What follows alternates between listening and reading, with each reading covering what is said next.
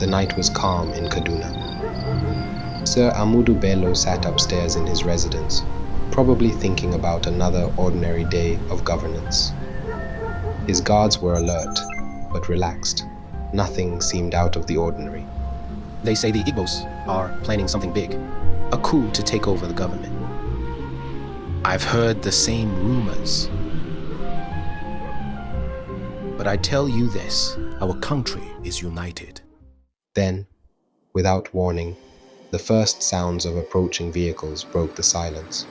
Distant at first, then growing louder. Boots on the ground. Voices. The unmistakable click of weapons being readied. This wasn't just another night in Nigeria. This was January 15th, 1966, the night everything would change. By dawn, some of Nigeria's most prominent leaders would be dead.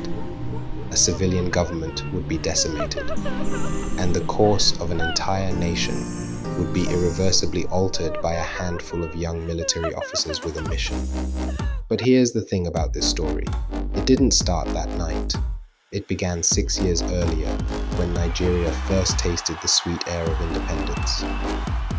In 1960, after decades of British colonial rule, Nigeria emerged as a sovereign nation. By 1963, Nigerian leaders from different regions, the West, the East, and the North, had taken the reins of government. It was supposed to be the dawn of a new era: democracy, self-determination, freedom.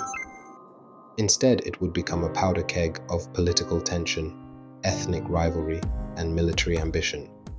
The civilian leaders believed they were untouchable. They had been handed power by the British, after all. Who could possibly take it away from them? They didn't realize that within their own ranks, a group of young military officers was watching, waiting, planning. These officers, mainly from the Igbo ethnicity, led by men like Major Chukwuma Kaduna Nzeogwu and Major Emmanuel Ifeajuna, saw something the civilian leaders didn't, or perhaps refused to see. Corruption wasn't just a problem. It was a cancer eating away at the young nation's promise. Their solution? A coup. Not just any coup. The first military takeover in Nigeria's history. And on that cold January night in 1966, they were ready to make their move. Major Chukwuma Kaduna knew exactly what he was doing. This wasn't just a military operation. This was a surgical strike against a government they believed had failed Nigeria. The soldiers moved with precision. No hesitation. No mercy. At Sir Ahmadu Bello's residence, they surrounded the compound. The first shots rang out, shattering the early morning silence. Guards scrambled, outgunned and overwhelmed. Inside, Sir Ahmadu Bello must have known his time had come. The whispers, the warnings he'd heard weeks before, they were no longer just rumors. But this was more than just an attack on one man. This was an attack on an entire system of governance. Sir, we need to move now.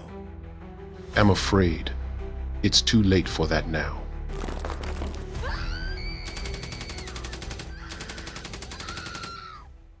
In Lagos, another team was moving against Prime Minister Tafawa Balewa.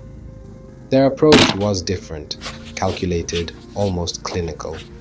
Balewa was captured with minimal resistance, bundled into a vehicle like a common criminal. The financial minister, Chief Okote Ebo, who tried to escape through the back door, met the same fate. Freeze! From there, they were beaten, manhandled, and blindfolded before being shoved into a car. They were then driven to a secluded bush where both were unalived. And then there was Samuel Akintola in Ibadan. Unlike the others, he chose to fight. Rifles were grabbed, gunshots erupted. A desperate last stand against an overwhelming force. By sunrise, some of Nigeria's most prominent leaders were dead, shot, murdered, and unalived. The young military officers had a name for what they were doing: a coup. But this was more than a political maneuver. This was a fundamental reshaping of a nation's destiny. Why? The answer was complex. These officers, mostly young, mostly from the Ebu ethnicity, saw a civilian government riddled with corruption. They believed they were the cure to a system that was slowly poisoning the nation. Major Chukwuma Kaduna and Major Emmanuel weren't just military men. They were revolutionaries or terrorists, depending on which side of the gun you were standing on. The objective was clear: overthrow a government they believed was destroying Nigeria from within. But revolutions are never clean, and the blood spilled that day would stain Nigeria's future for decades to come. In the capital, in regional centers, in quiet homes and bustling streets, people were waking up to a new reality. The rules had changed. The game was different now. This was more than a coup. This was the moment Nigeria would never be the same again, and it happened on the same day. 6 months would pass, and then everything would change once more. The North remembered and returned the favor via a counter-coup.